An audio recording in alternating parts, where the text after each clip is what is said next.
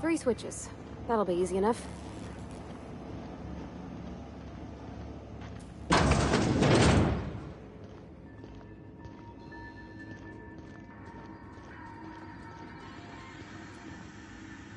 Sis.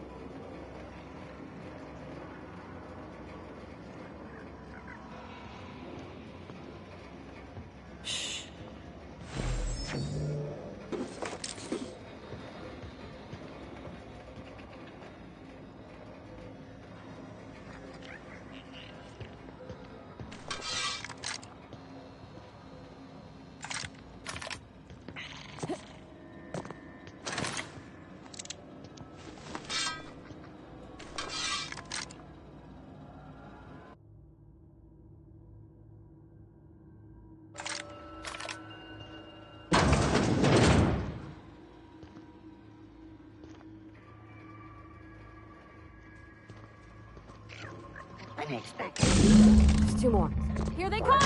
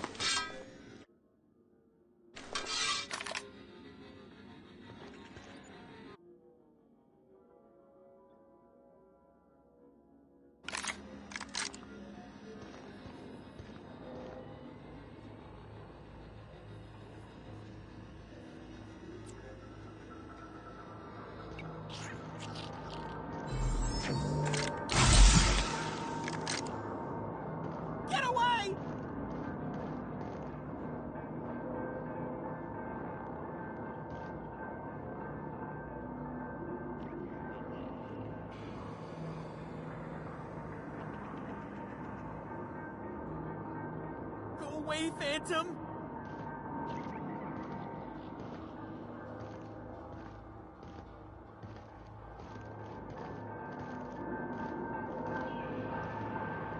No, just leave me alone!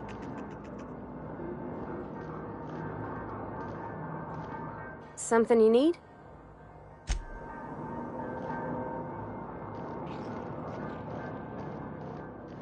Phantom!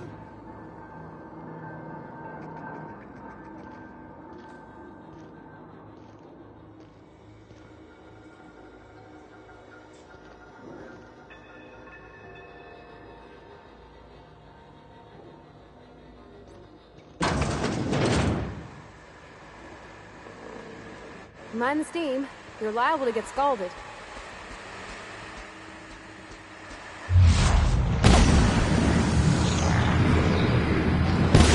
Oh, we go!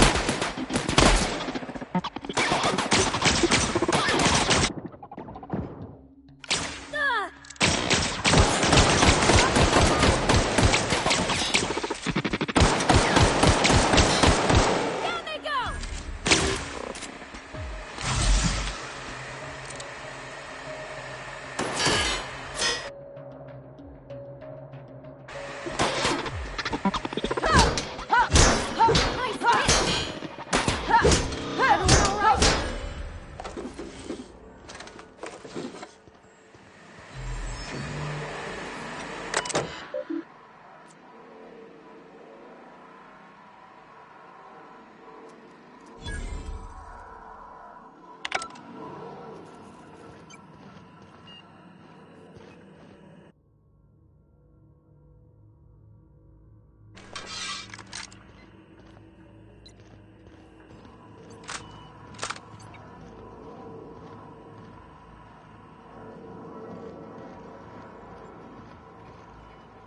Want to go.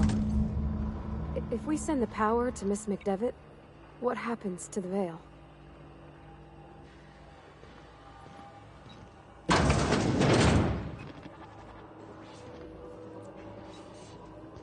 System.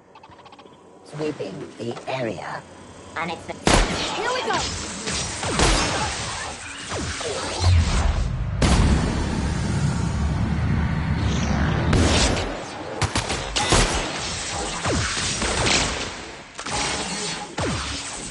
We're not getting through!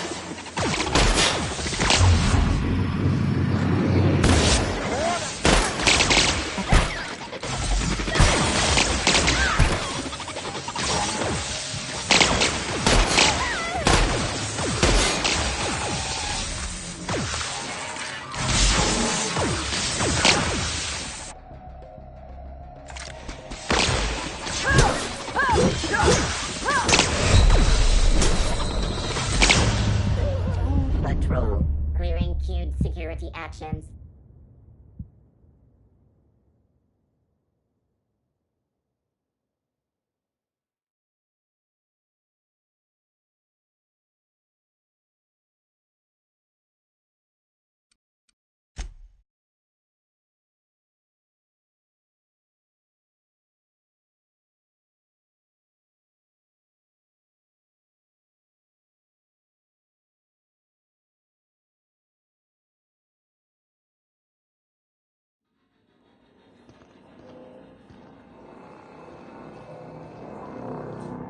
You're not real. You're not real.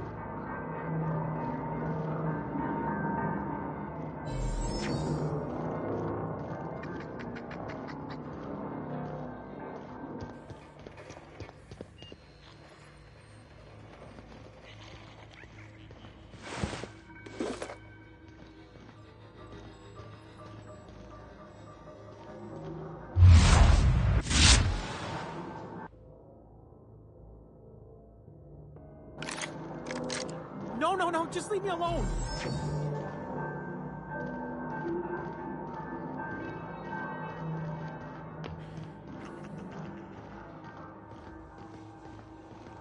Go away, Phantom.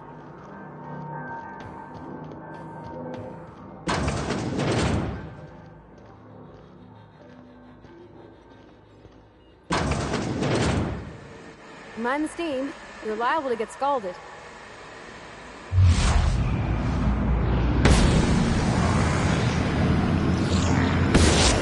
Together.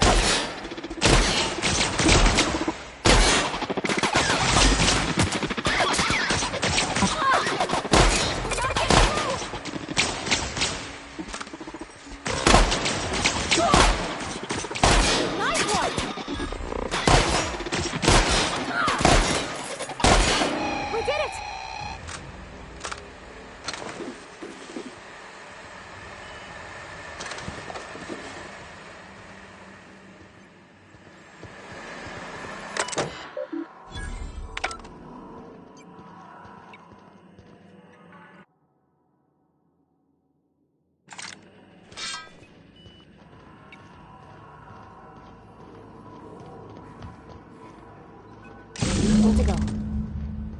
If we send the power to Miss McDevitt, what happens to the Veil?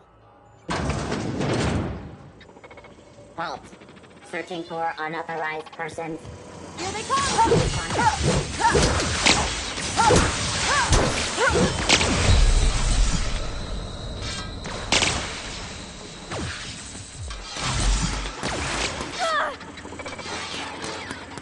Unit destroyed.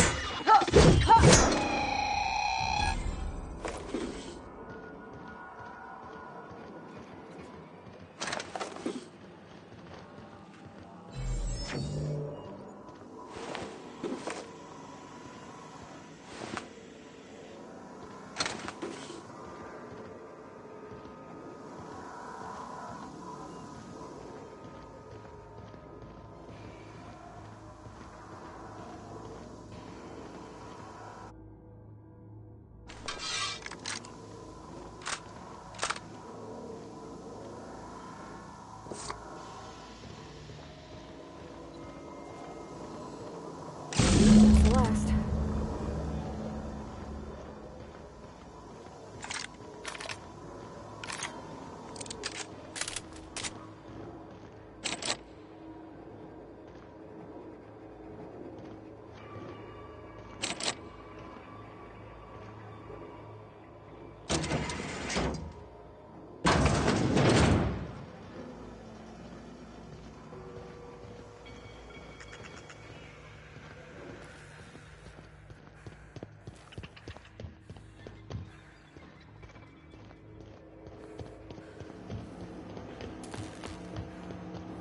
Once we do this, there's no going back. Excuse me, ma'am. Look, I know you want your power regulator and all, but I just gotta ask you. Do you understand what you're about to do? I don't think you should cut off Edgewater's power. I think it would be cruel. I'm sorry. That just sort of came out all at once. Edgewater's hurting. We've been losing workers year after year, and corporate hardly ever sends replacements. There's barely enough Saltuna to fill our bellies anymore. But the town's got some good people in it. Decent, hard-working folk just living their lives the only way they know how. They don't deserve to be punished.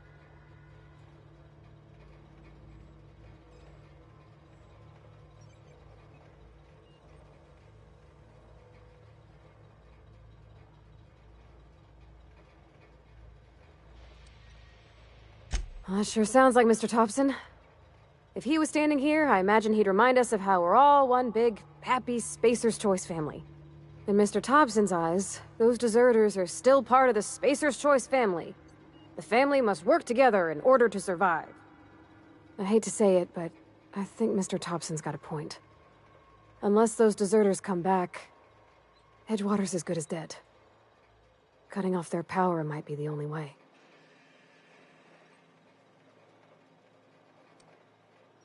Miss McDevitt's built something beautiful. somehow she's talked the ground into giving life again. It's plain to see she's made the Vale a better place. Fed the hungry, tended the sick. Gave a home to those that had none. But Miss McDevitt delights in Edgewater's suffering. She wants to hurt the town. Do you really want to be party to that kind of hatred? Sorry, I didn't mean to babble on like that. I felt like I had to say something.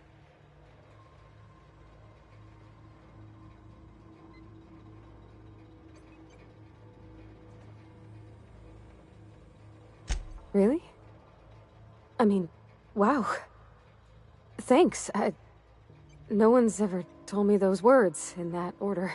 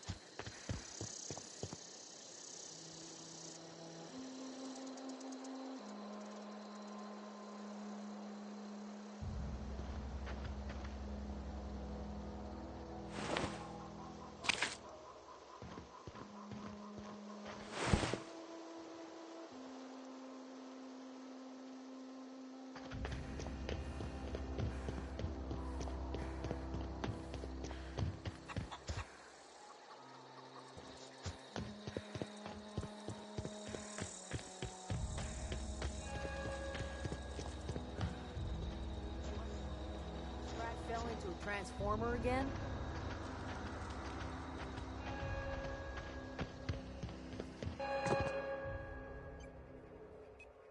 That's the thing about growing old. Your eyes start to fail. Elsewise, I would have seen you for the snake that you are, chopped you into pieces and roasted you on a spit. This is all you're doing. Cutting off my power, killing off my garden. Without refrigeration, my food will spoil, and my flock will starve. I want to ask you this in private, away from the eyes of my flock, so they do not see me lose my temper. Tell me, why did you do it?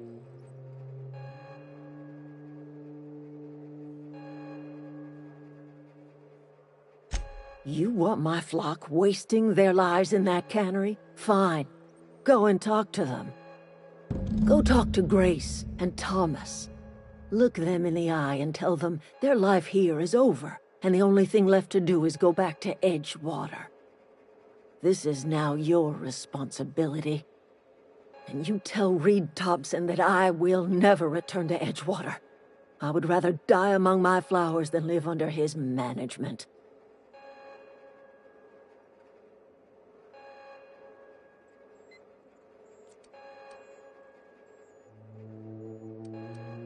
You offering to cross Reed off, huh?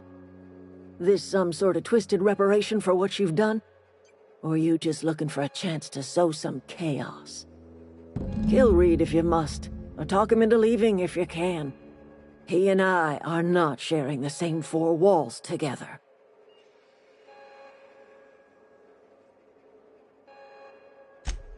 Tell Reed that I can make his people healthy again. I can end their plague. Start a new garden right in the cannery. 3 square meals for every man and woman in Edgewater. Tell him how I've made the Vale bloom again. The soil has whispered its secrets to me, and I alone know how to breathe life back into the earth. The secret is human corpses. I've been grinding them up in my fertilizer for years. Marauder, worker, don't matter much to me. The human body is rich with nutrients.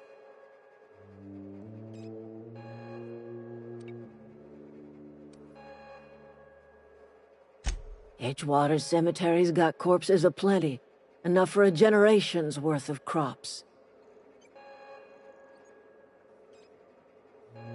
My son worked in that cannery.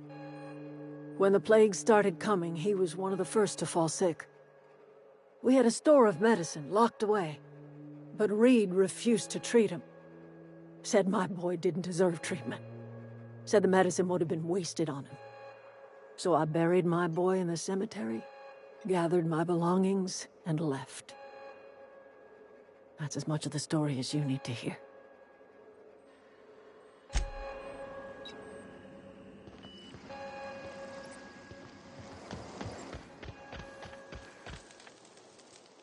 Everybody keeps staring at me. It's not my fault the power's dead. Whoa, Miss Parvati. Hey, you're, what, how are you? Hi, hello. Are you, are things safe out here? How are you keeping? Great, just great. I've been trying to keep stuff running, just like you. Only I'm not so... Wait, they didn't kick you out, did they? Oh gosh, no. I'm just along with this lady here. I seen you wandering around here. You don't look like you're coming from town.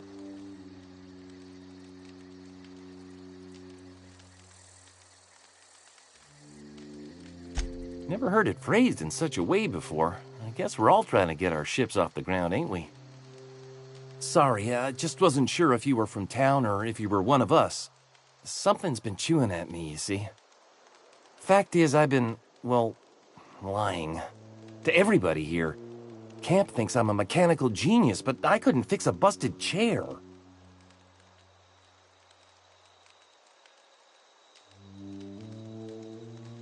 I'll take all the help I can get. I set my mind to learning the craft of the engineer, you see. I want to make something of myself. You ever heard of the Young Spacer's Guide to Mechanical Engineering? Comes in a set of 3. If I had my hands on one of those data pads, I could teach myself the ins and outs. Those are good. My dad kept a copy with him when he was working in the cannery. I know the old community center kept a copy. Should find another one back in town. If you could find me even one of those pads, I'd be greatly obliged.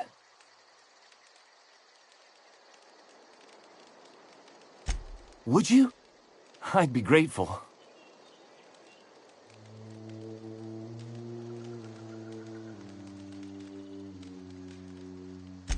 I've been thinking about going back. I'm not much use to anybody here. I get sick thinking about working at the cannery. I can't do that again. I mentioned those manuals on mechanical engineering. Suppose if I had one of those, I could go back to read and make a real case for myself. What's on your mind?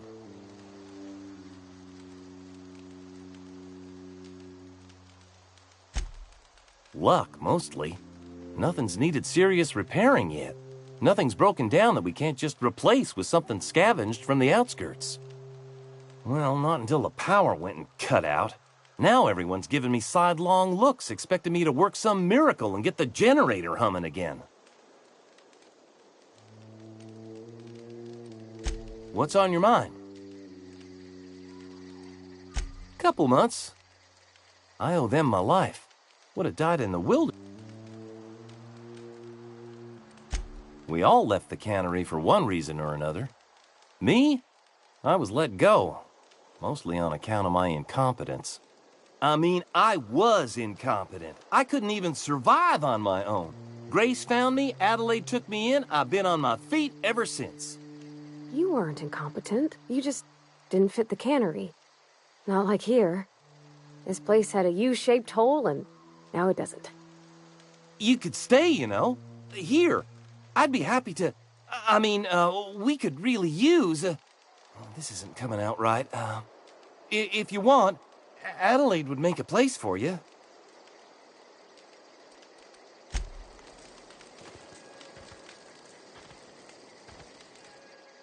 Any luck finding one of those men?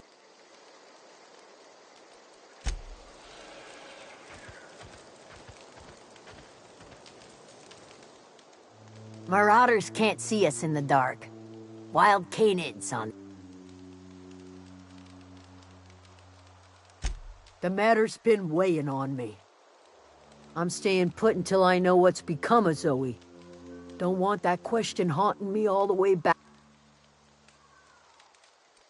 I'll tell you what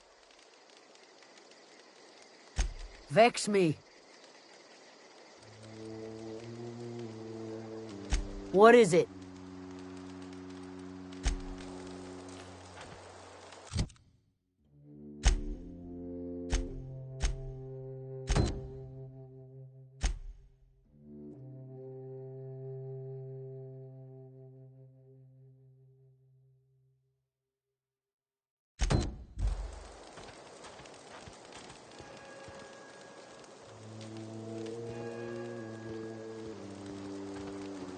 Food's bound to spoil at this rate.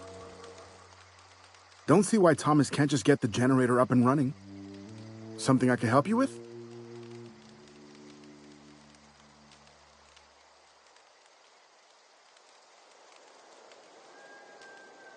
You mean Zoe?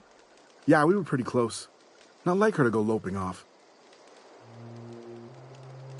Zoe and I were gonna watch the serials, as is our custom. She never turned up. I looked around, but she was nowhere to be found. You sound like some type of corporate fixer asking all these questions. Zoe was always obsessed with this serial. Masked Marketeer. A scion of Byzantium turns to banditry and teaches his marauder companions the wisdom of free market economics. Shame she up and vanished when she did. I had a surprise lined up for her.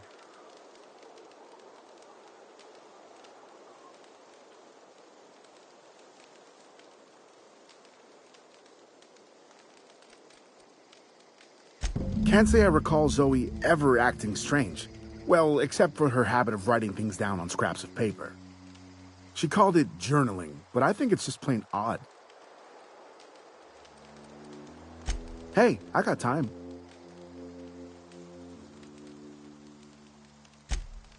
I'll help if I can. The other day, I got my hands on a genuine copy of the latest Masked Marketeer. I was gonna surprise Zoe with it, but she was gone the next day.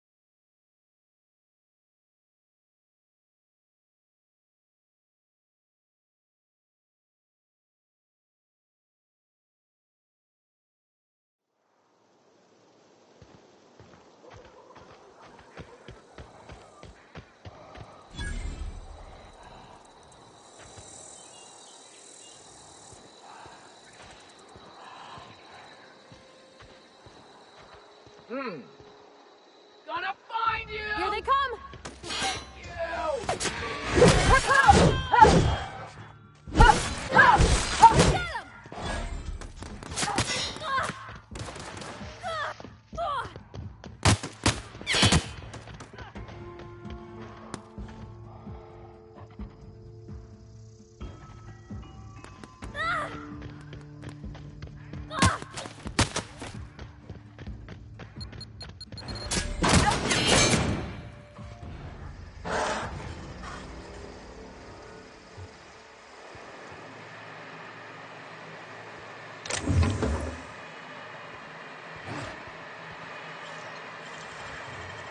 That was quick.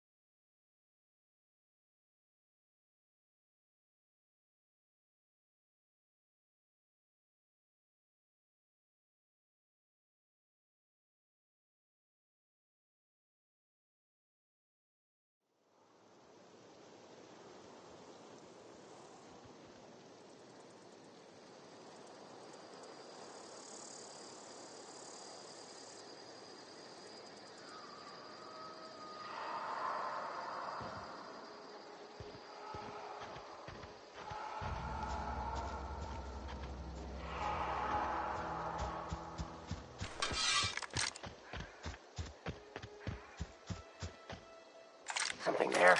Incoming! Tear them apart!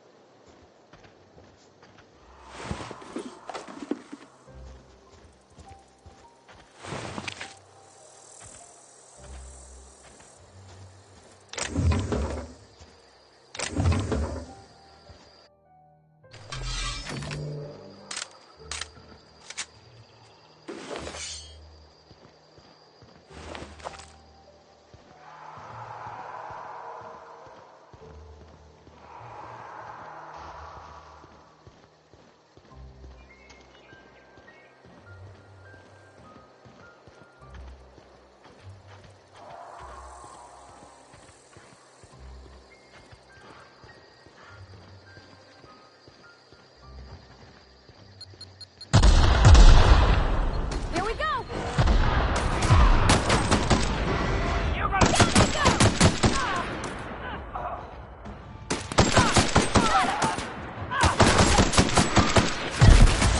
Take cover! Die!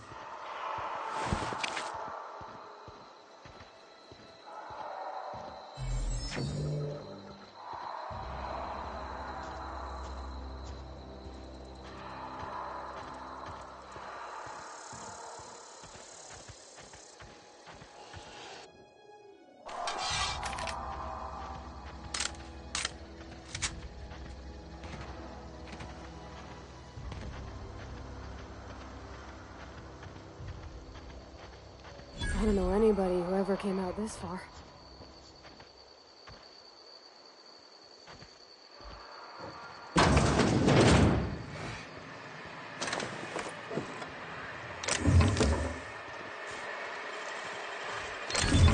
You're fast.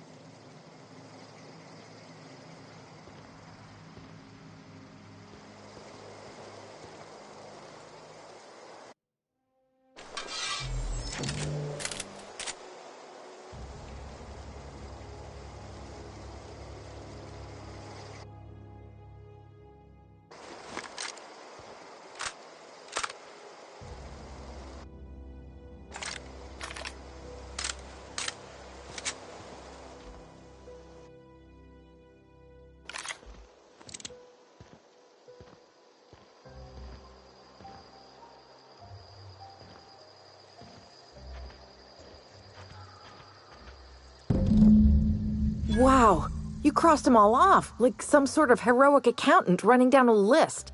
Teach me your ways.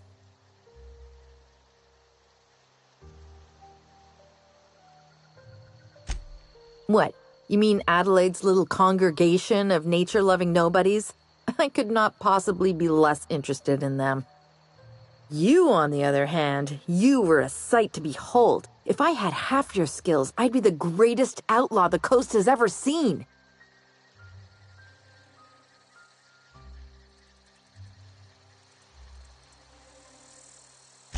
I'm great at clarifying.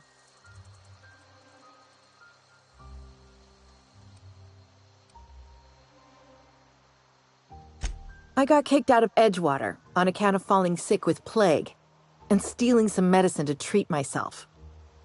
I'd heard some outlaws set up camp in the botanical labs. I decided to throw in with them, seeing as I always wanted to be an outlaw myself. Instead, what do I find? But a bunch of former workers camped out around a greenhouse. I couldn't just go back to the cannery, so I was stuck with them. No. I insinuated myself into their company, see? And they didn't seem to mind one whit.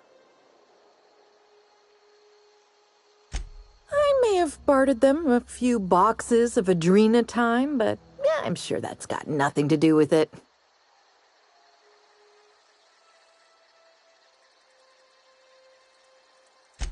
I don't know.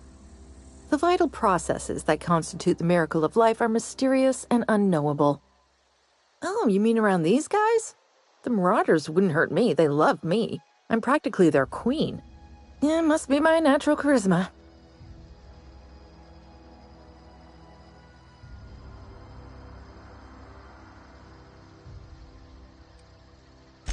I've got all the time in Halcyon. Why? Adelaide wants me back on garden duty or something? Thanks, but I'm not going anywhere. This is where I belong.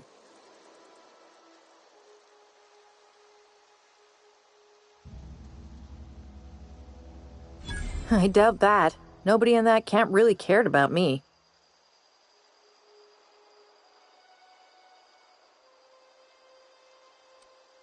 Wait, you're telling me he's got a copy of the Mass Marketeer?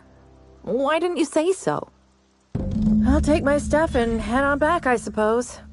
Grace is going to be glaring knives at me, so I've got that to look forward to.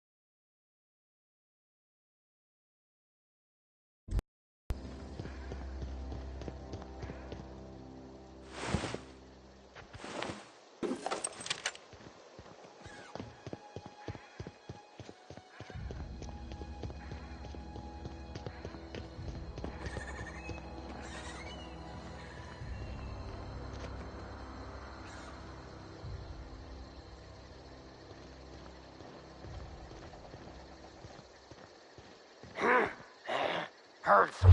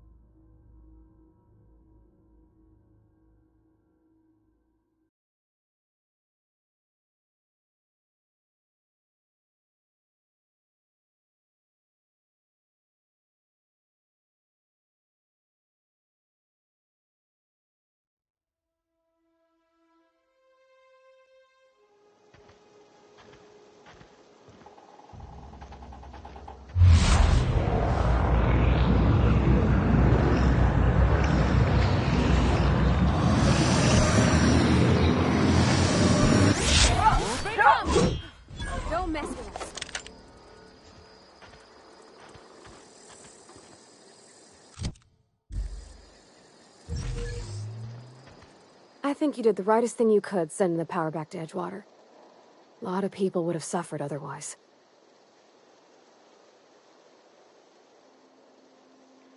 He's just interested in fixing stuff. He always used to follow me around, asking me to explain what I was doing. Like a puppy, kinda.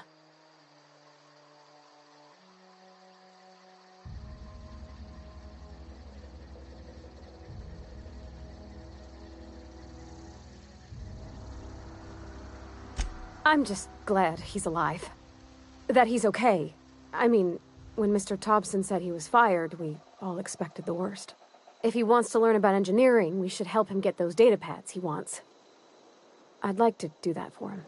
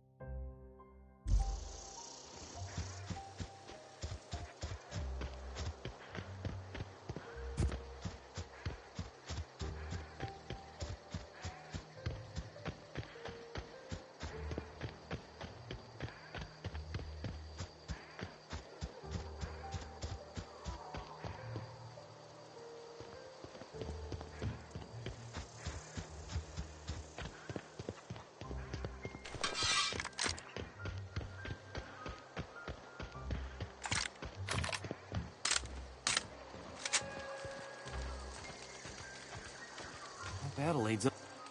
I'm not in the lightest of humors right now. We didn't always get along, but I'm glad to know she's safe. What happened, anyway?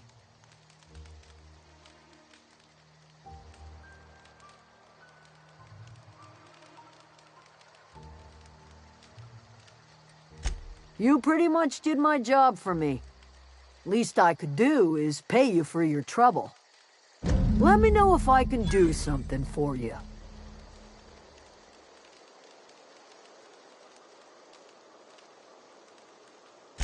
The matter's been weighing on me.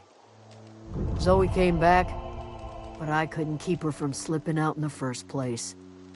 Who's to say I could keep marauders from slipping in? I don't see us lasting more than a couple of weeks out here. I'm loath to admit it. We're gonna have to make our peace with Thompson and hope he takes us back. Listen, we go back to Reed, hat in hand, begging for our old jobs back. Well, Adelaide's not gonna forgive us. She never talked to us again.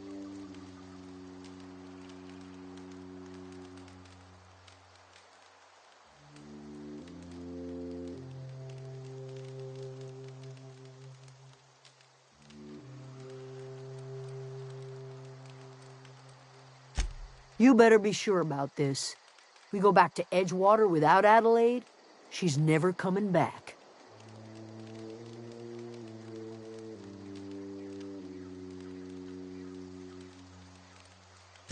Sure, suit yourself. I'll be here.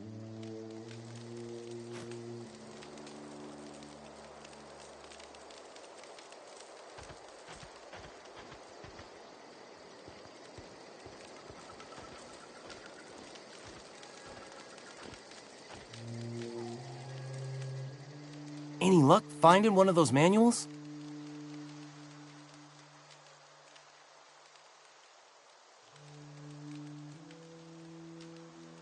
No kidding! Really? Well, which one? Look at that! Building a computing machine out of Spectrum potatoes, a primer. I'm just glad it survived all these years. I appreciate you going through all that trouble. In fact, I put aside something special, on the off chance that somebody'd search out those data pads for me. Well, don't keep me in suspense. Ain't that just ironical? If I'd worked a little longer back at the cannery, I might have found this myself. 2 whole data pads? Be still my beating heart. Oh, almost forgot your payment.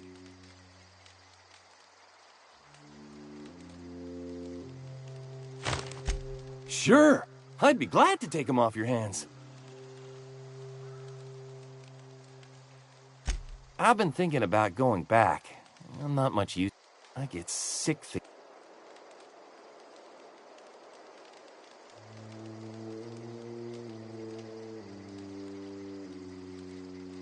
You know something? I think you're right. The town could use another engineer. I could do a lot of good in Edgewater. Maybe even keep a garage of my own with a little workbench and my very own toolbox. It's just... Adelaide's never gonna forgive me. Not in 100 years. I go crawling back to my old life in Edgewater and...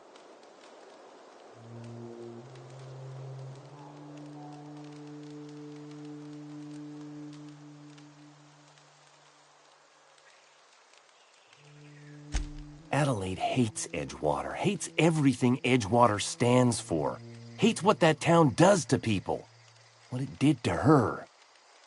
We're the nearest she's got to kin. We go back...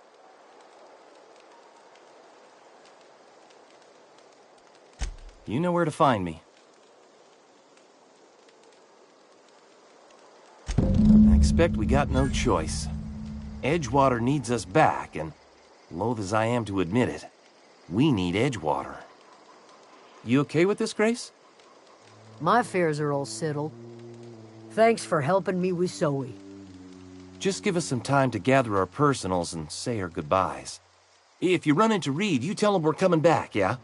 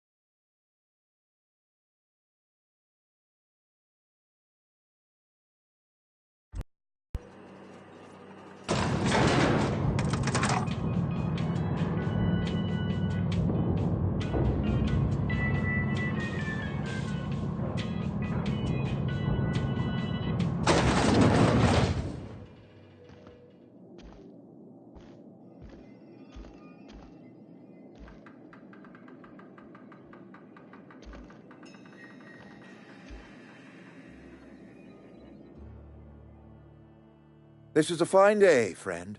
Power flows through our town like a cool stream of water. I trust Adelaide's people have seen their way to reason. So, when can I expect them back at their posts?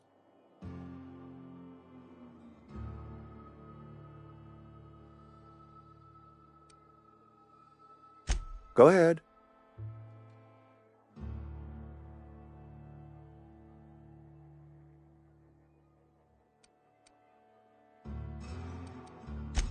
It is my job to keep 2 eyes on my town. I am the steward of this place, and this is my watch post. I'm trying to remember 25 years, 26. When you get to my age, the years just rush by. You stop counting altogether. I remember looking out this window and seeing the vales spread out from horizon to horizon. We were a sprawling town. We were booming. Times change, people change, but the Vale will always be here. Spacer's Choice will always be here. Our work won't ever end. I take comfort in that.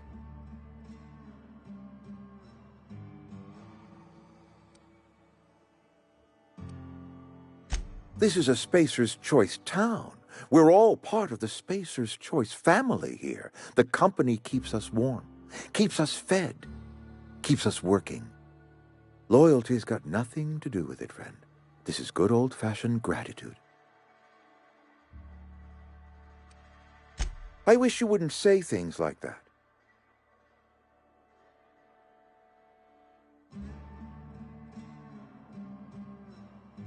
Yes, as a matter of fact. When I stand at my window and look out over my town, here's what I see. I see decent, loyal, hard-working people. I see a family. We are all part of the Spacer's Choice family. We are all doing what we were brought into this world to do. Go ahead. Adelaide was our only flavor specialist.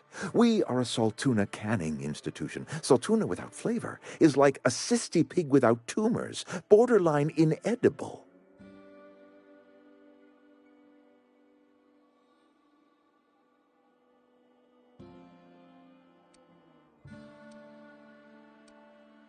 Were it up to me, friend, I'd stack our larders with Saltuna galore. No other brand of Saltuna adds as much vim or vigor to the body's humors.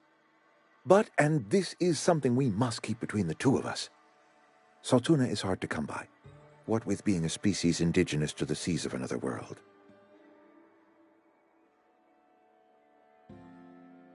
Oh, we've scavenged together some organic material from the surrounding environs. Mostly organic, mostly local mushrooms. Some of which possess a texture akin to a well-boiled slab of Saltuna.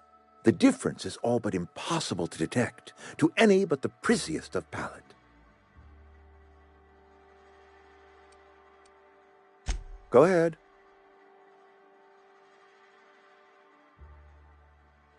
Can we not? Talking about unpleasant things always gets my bile up.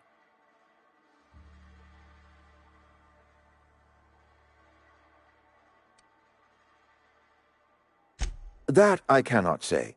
There was no moment when the plagues began. Disease always lurks on the fringes of society, waiting to infect the idle and the lethargic. But in the last 10 years, the plagues have become progressively worse and increasingly frequent.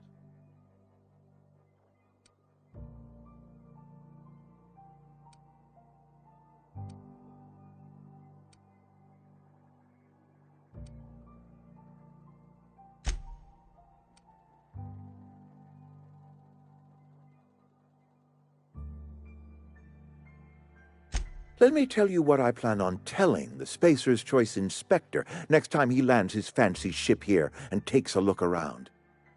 I believe plague is a test. It is a test of our loyalty and our fortitude, and it is one we will see through to the end.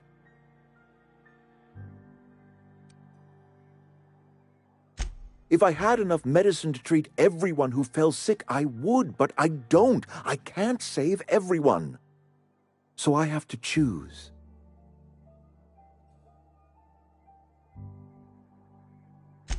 Adelaide's son was barely competent. I treat him with our medical rations, and it looks like I'm playing favorites. Now, I will not pretend to understand the suffering Adelaide must have felt on account of losing her child, but she is not the only one to have felt such suffering. I wish she had stayed with us. Adelaide left us when we needed her most.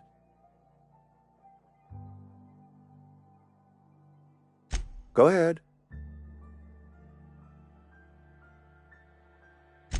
Can we not? Talking about...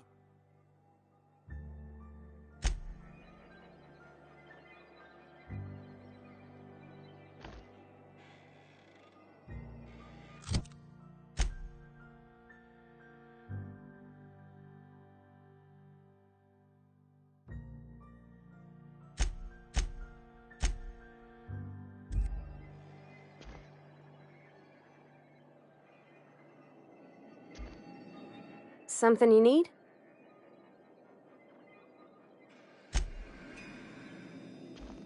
I appreciate what you've done for us.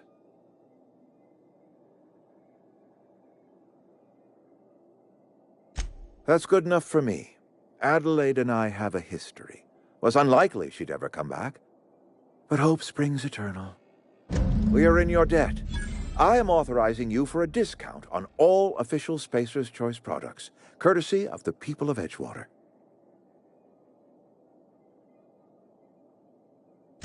By all means.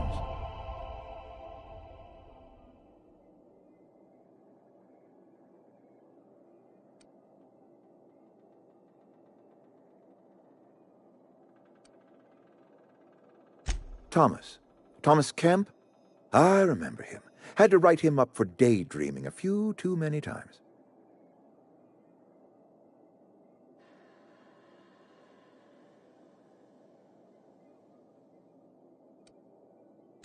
He tries real hard, Mr. Thompson. This is something he wants to do. That'll make him twice as good. You may be right. And with the town set to grow, it is time I invested in a new mechanic.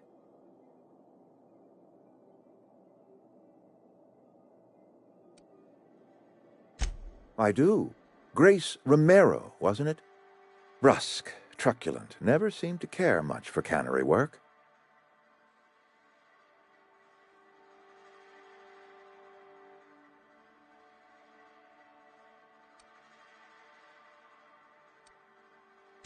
Protecting a camp from marauders is no small task. I'll see to fitting her out in a guard's uniform. This whole fiasco is not one I am keen on repeating. I was too hard on my own workers. I pushed them to their breaking point.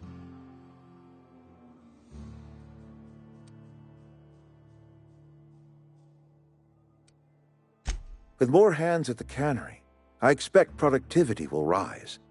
I expect we'll grow. And I expect I can ask corporate to send us some more medicine. We'll survive, one way or another.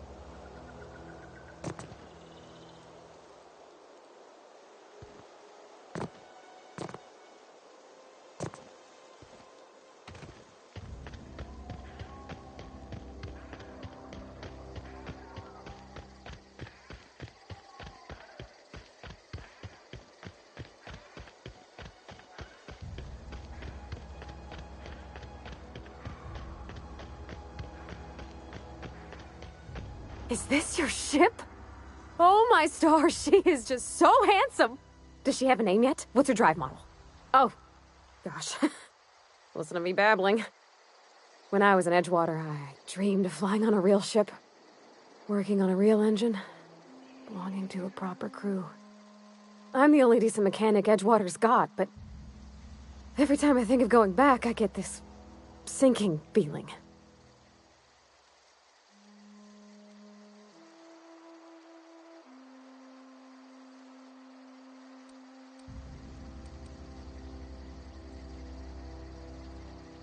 Well, it's kind of you to say that.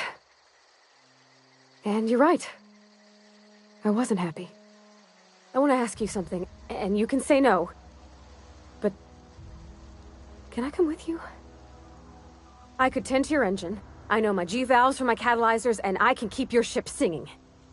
And if you ever need a pair of eyes watching your back, I can do that too. What do you think?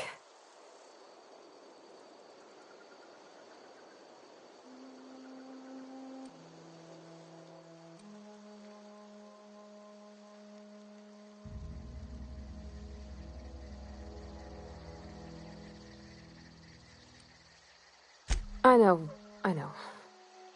Mr. Thompson said I was to chaperone you about the Veil. Loan me out to you like I was Spacer's choice property. Well, they may think I am, but I'm not. Yeah, Mr. Thompson's got a temper. But I'm more scared of missing out than I am of him. I don't want to lose my one chance at seeing the stars.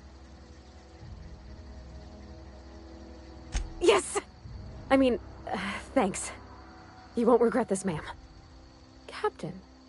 I can call you Captain now. Ha! I got a captain. Something you need?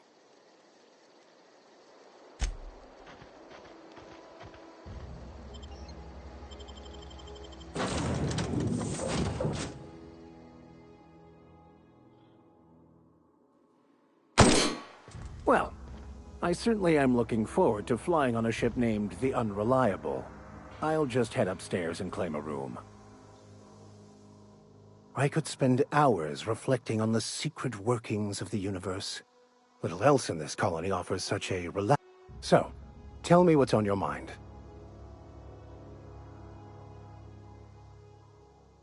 Nothing too out of the ordinary. Just your run-of-the-mill vicar with a violently enthusiastic disposition.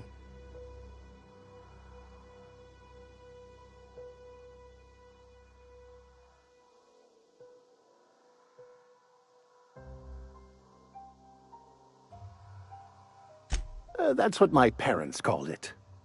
I grew up in a pit of a town much like Edgewater. I was destined to be a laborer like my parents, but I was infected early with a need to solve the equation. My passion didn't sit well with them.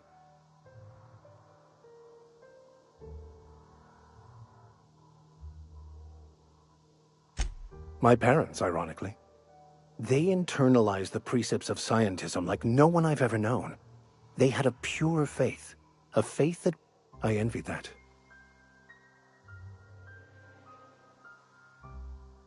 They thought I was fighting the plan, should have accepted my lot. Some people pursue the clergy for power, prestige, but that was not me.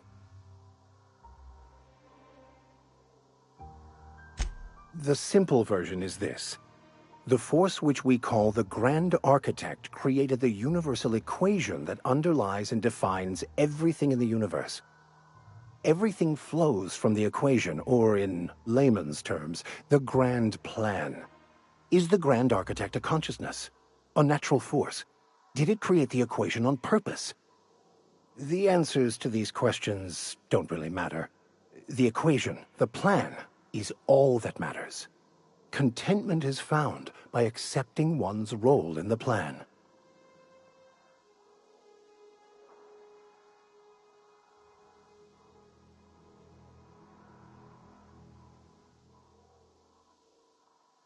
The plan is not one rigid path. There are a variety of multitudes contained within it. Our paths have variance, but we'll end up adhering to it, whether we like it or not. Some choices make the path smoother, some rougher. You can even go outside the lines, but the further outside you go, it's like an unbreakable elastic band. It will only stretch so far before it snaps back. The further it is stretched, the more violent the eventual correction.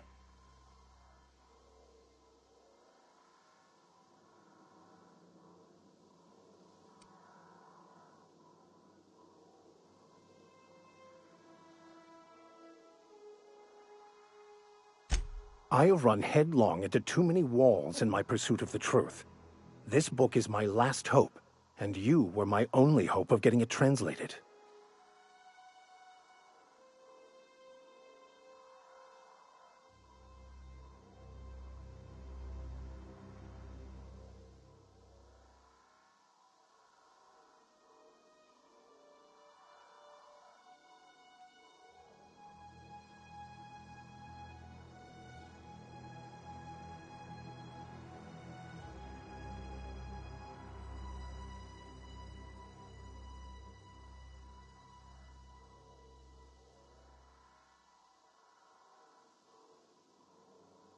What about you? What's your story?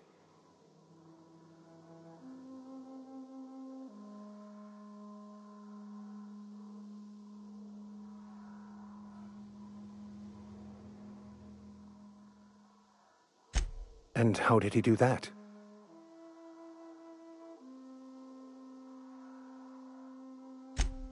Well, you do seem different than every other colonist. Let's pretend for the moment I believe you. What are you going to do now?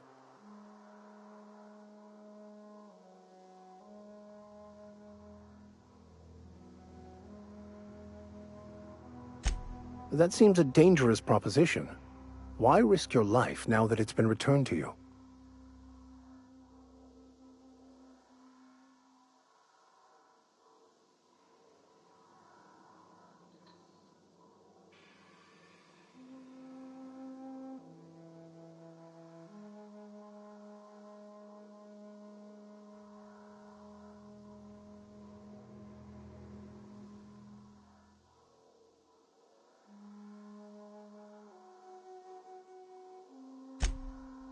Oh, I see. You have my condolences.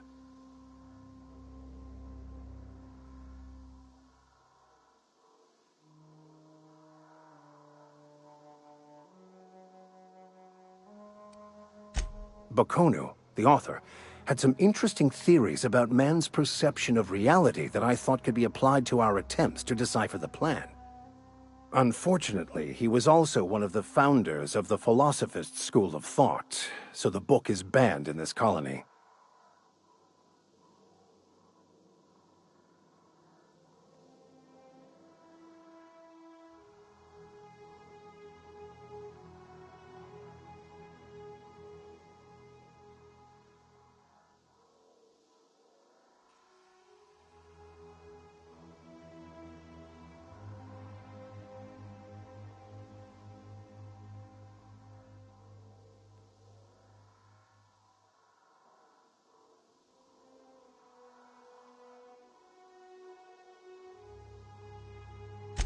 Philosophism's a false religion that stands in contradiction to almost everything we know to be true. They believe all is chaos, in stark contrast to OSI's belief in the plan. But most of the philosophist perversion of Bakonu's thoughts came more than a century.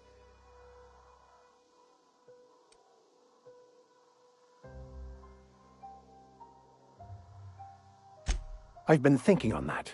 There's a former infamous philosophist scholar who fled Terra 2 some years ago. He's an expert on Bakonu. He's also who told me of the journal's presence in Emerald Vale. If anyone in this colony could translate that book, it would be him.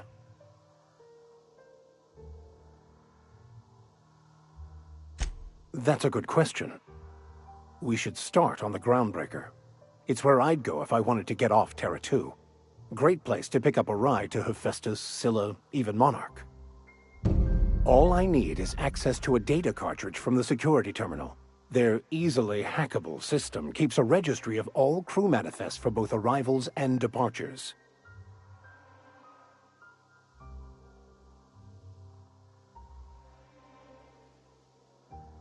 I'll comb the last 6 months of departure manifest to track the Philosophist's off-world destination.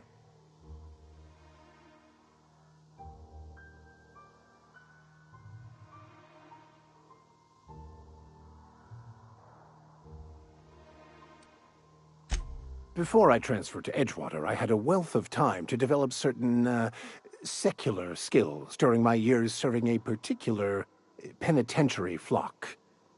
I meditated, led sermons, provided guidance to the inmates as needed, of course. I also played prison yard tossball and taught myself a bit about computronic security systems. Thank you, Captain.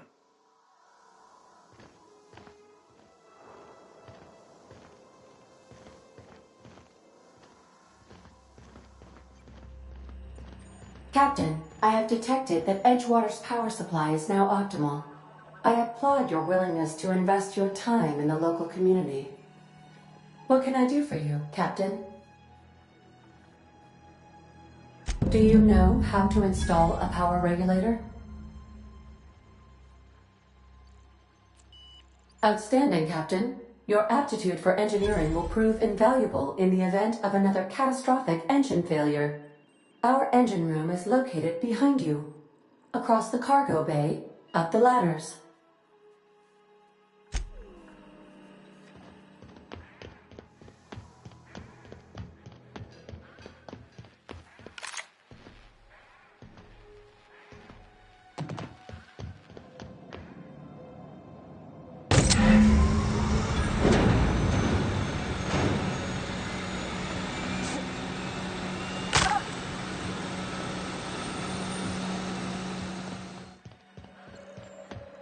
What can I do for you, Captain? All systems are operating within acceptable parameters. I am prepared to bring the unreliable into low-altitude orbit. This should prove an adequate test of our flight capabilities.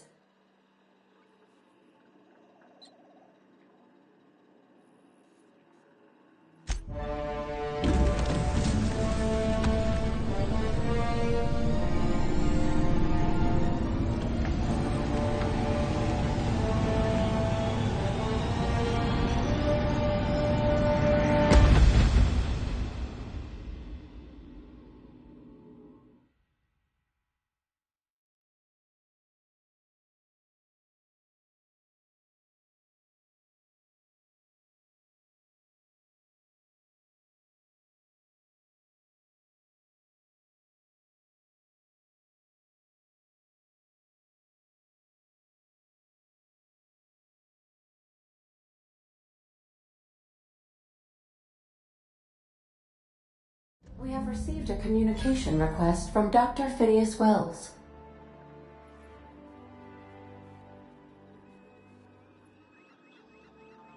Aha, there you are. Hale and hearty, and captain of your own ship.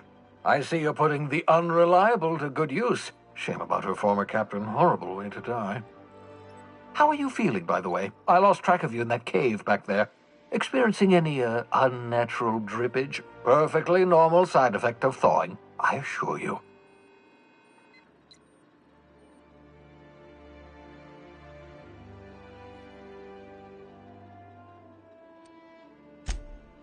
Oh, that, yes, that's probably permanent. I wouldn't worry about it, though. I'm sure you're fine. What you saw in Emerald Vale is happening all across the colony. Food shortages, lack of supplies, and basic necessities. We're dying. The chairman, the minister, and all their lackeys on the board are to blame. The Hope has some of the brightest minds Earth ever sent us. If we can revive the Hope's colonists, they can help us undo the board's mistakes. They can help us set things right. You need to get to Stellar Bay on Monarch. I have contacts there. They'll help me, help us, find the chemicals to revive your fellow colonists. Gladys Culkelly, lovely woman, runs a cozy little black marketing outfit on the Groundbreaker. She can get you a nav key to land on Stellar Bay.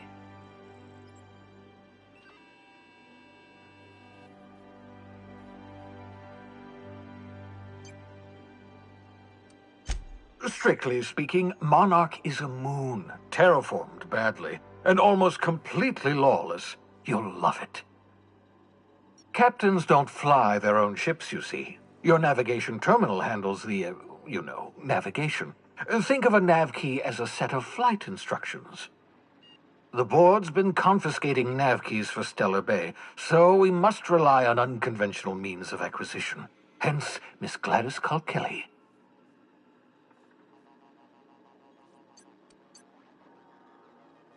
Gladys and I have been doing business for years. Her smuggling credentials are unimpeachable. If anyone can get you a key to Monarch, it's her.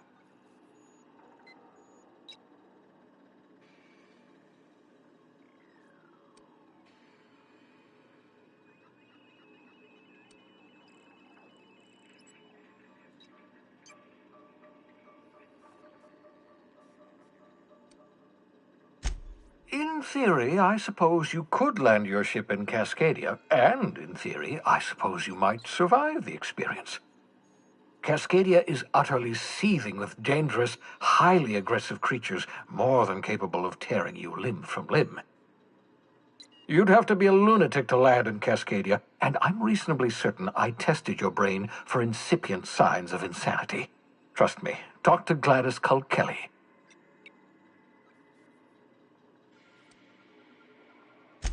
Without a skip drive, good luck. You'll be dead before you make it to the nearest star.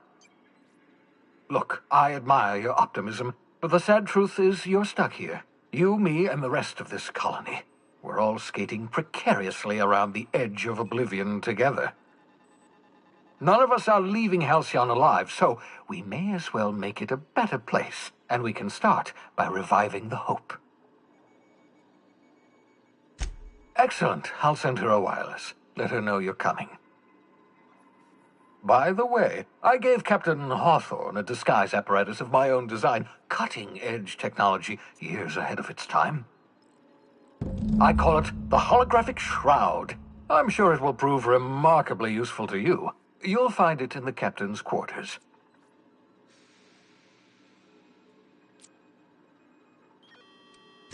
Marvelous device. I'm quite proud of myself. The shroud changes the user's appearance to mimic that of another. It has limits. First-generation technology, you see, but promising. Exciting to see it in use at last. Very simply, the holographic shroud uses biometric information contained on standard identity cartridges to generate a holographic projection around you.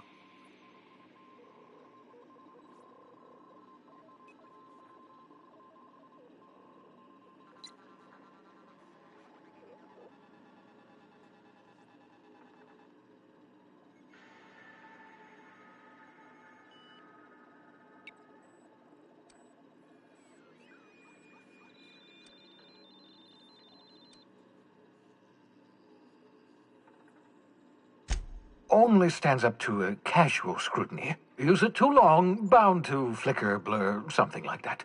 Movement makes it more likely. Best used in moderation. When you see guards in your path you can't sneak past, for example. Maintain your distance. Act normal. No running, no jumping. Don't draw their attention. If they pay attention, they're more likely to notice flaws in the hologram.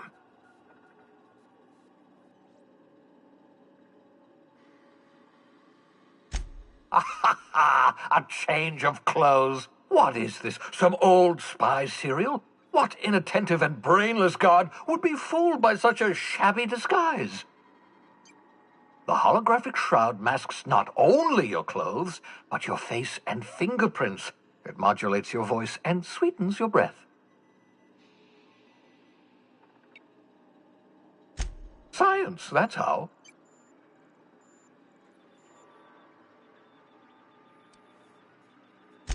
Ha ha ha ha! The beauty is they don't expect it. The shroud is the only one of its kind. We humans have a tendency to overlook the unexpected.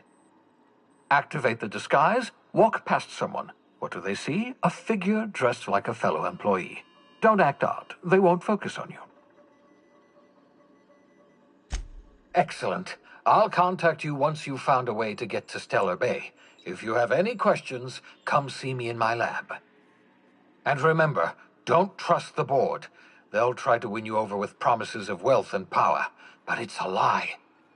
The board's only interested in filling their own pockets. If we don't put a stop to them, they're going to run this colony to the ground. Transmission ended. If you are ready to depart, please select a destination on your navigation terminal.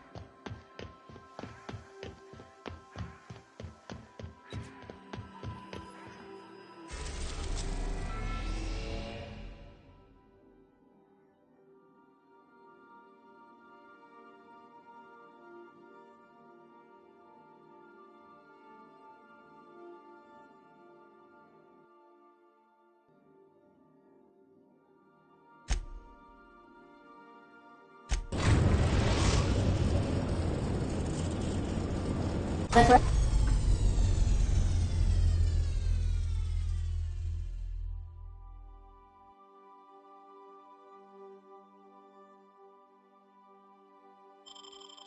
Groundbreaker has approved our request for docking, Captain. You're free to disembark. Can we talk? Hey, Captain. I heard that Groundbreaker's got a real good engineer. A lady named Junlei Tennyson. I was thinking that maybe I ought to meet her. If you got time to swing us by, I mean. I don't got much experience fixing actual spaceships. I bet you a can of Borston beans she could teach me all manner of stuff.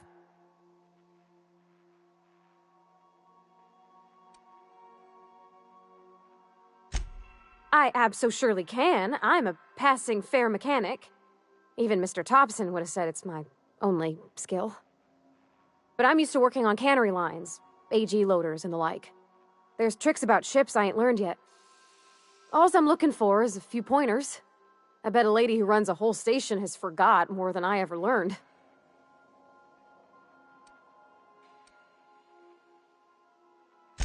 Gosh, no, Captain. I aim to stay so long as I'm welcome. I figured Junlei and I could confabulate over wireless, or by message. And maybe when we put into Groundbreaker, I could stop by to visit her sometimes. But only when you don't need me with you.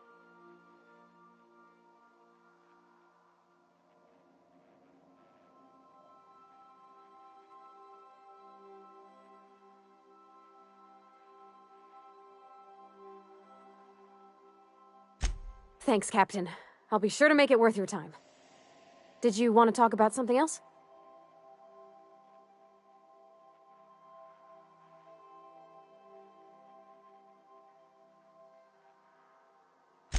What? You want me to leave? Captain, you can't mean it!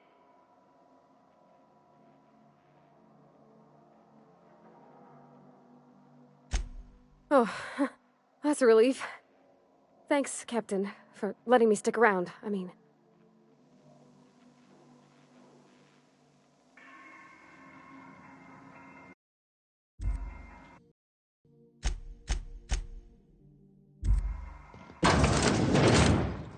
Remember that you are not insured.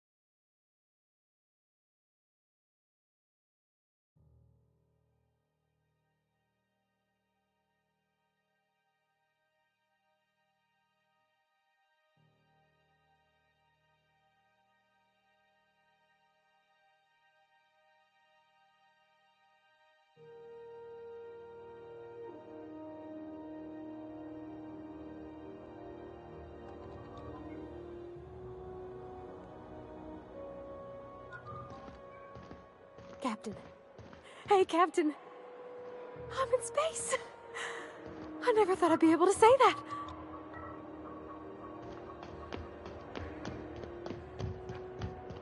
That's not the point.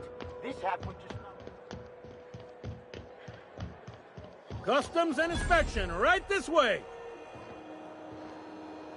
Identification, please.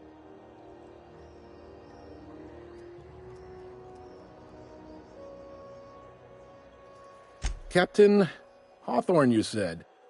Let me apologize in advance. I'm about to ruin your day. According to your ship's record, you've been flagged by the board.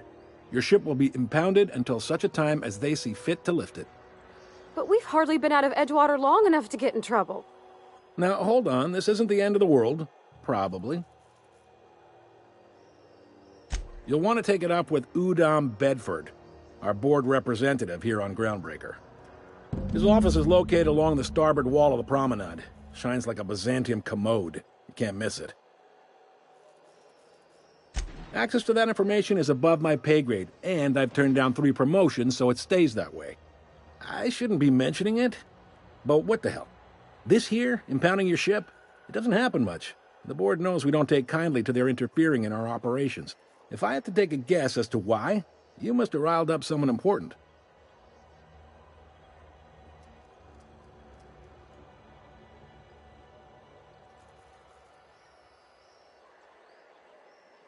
You take the starch out of them, well, you won't hear any complaints from me.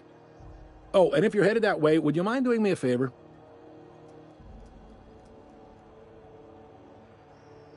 Wanda Dorset over in sickbay, tell her the shipment's not in yet. It's not coming in anytime soon, and if she'd be so obliged to get off my ass about it.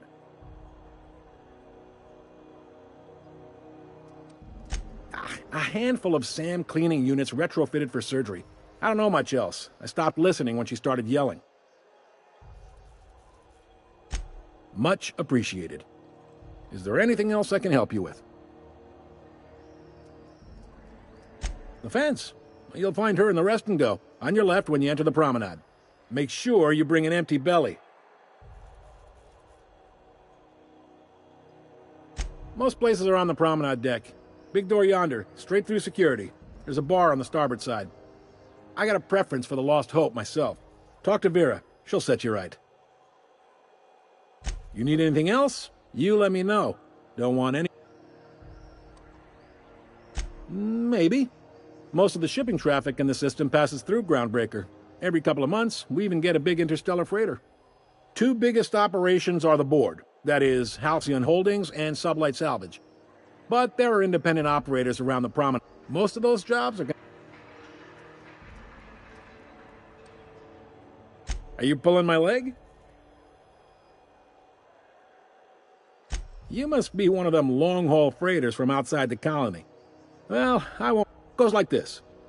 Back on Earth, before the crossing, the powers that be were selling off stakes in distant star systems they thought had potential. A bunch of companies decided to throw in together and form the Halcyon Holdings Corporation, then buy up the rights to this here colony. That group's what we now call the Board.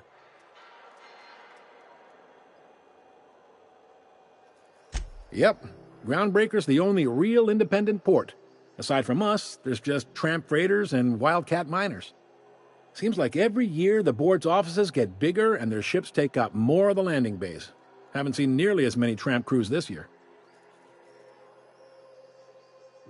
Groundbreaker was one of the original colony vessels to come over on the crossing, a few years before her sister ship, the Hope. Once everybody'd been de-thawed and dropped dirt side, the original crew of the Groundbreaker decided they rather liked the spacefaring life. I guess that was the start of our independent spirit. Now, here we are.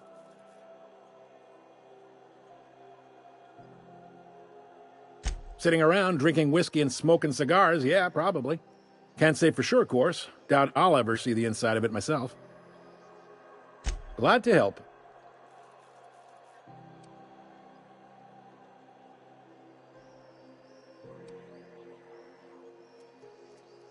They strip the parts from derelict ships and abandoned outposts. There's some that say they make the derelicts and encourage folks to abandon their steads. Sublight gives me the creeps. I've known folks who went to work for them and just vanished. They're on the promenade run by a woman named Lilia Hagen. I'm only telling you so you know to avoid them.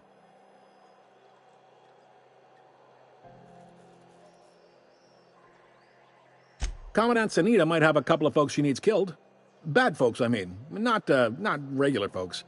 She'll be at the security desk behind me. Chief Junlei might have an... No kidding?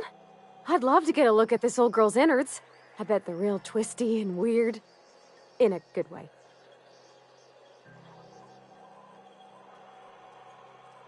Happy to help. That's my job. You're real good at it, too.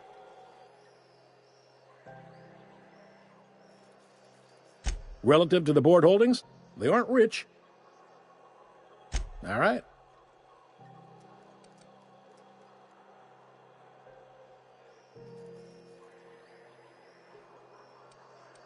He's friendly enough unless you speak ill of the board. Not that he would be. Really like... Don't see what's so wrong about liking cereals. They're fun. Udam takes it to an, unhealthy... You noticed, huh?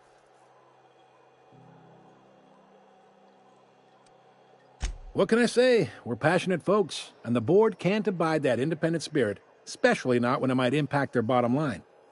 All their interstellar freighters come through us, and we skim a few bits off the top in manifest processing fees with every one. Folks around here will bluster that the board hates our freedom, but really, they know we can stop their out-system shipments anytime we like, and that terrifies them.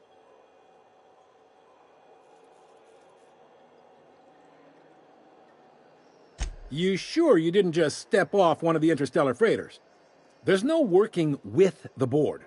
They don't share, not bits, people, or resources. You work for them, or you don't work at all. Groundbreaker cooperating now would be tantamount to joining their ranks, and we sure as shit ain't about to do that.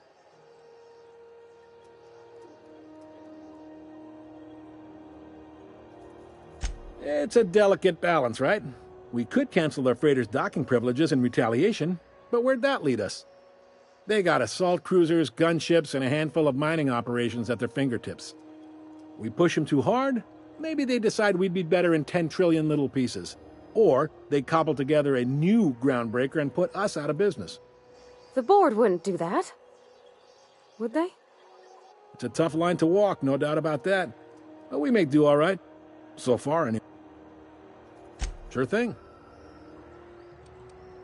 Be seeing you.